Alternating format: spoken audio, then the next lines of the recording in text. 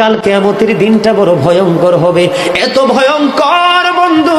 আমার নবী বলেছেন উলঙ্গ অবস্থায় মানুষগুলো হাসুরের ময়দানে একত্রিত হবে রে।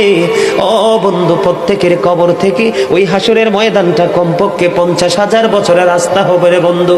এই জন্য নবী যখন মেরাজের রজনীতে বোরাক দেখেছিল, আমার নবীকে আল্লাহ দাওয়াত দিয়েছে, বোরাক দেখে আমার নবী এত ক্রন্দন করেছিল, মনে হয়েছিল যেন আমার নবীর চক্ষু মুবারক দুইটা ঝর্ণা হয়ে গেছে। রে যুবক, কাল কিয়ামতের দিন ঘাম এত ঘামবে রে, কেউ মাজা পর্যন্ত, কেউ নাভি পর্যন্ত, কেউ বা আবার পুরো শরীর বন্ধু ঘামের নিচে ডুবে থাকবে, আবার মাথার মগজ টকবক টকবক করে উতরাইতে থাকবে রে। আল্লাহ বলেছেন লা ইয়ামুতু, people will not die that day, সেদিন মানুষ আর মরতে পারবে না।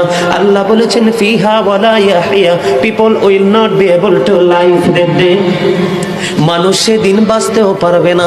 আমার আল্লাহ বলেছেন অমাহুম আনহা বিগাইবিন, people will not be able to escape that day, সেদিন মানুষ সেখান থেকে পালিয়ে যেতেও পারবো না।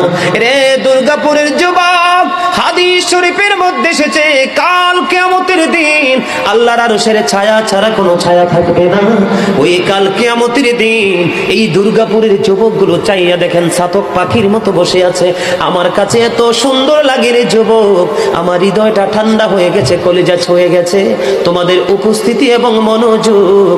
আল্লাহ রাব্বুল আলামিন হাদিস শরীফের মধ্যে এসেছে কাল কিয়ামতের দিন আর 7 শ্রেণীর মানুষকে আল্লাহর আরশের ছায়ার নিচে জায়গা দিবে রে। এর মধ্যে বিশাল একটা টিম থাকবে পৃথিবীর যুবকেরা।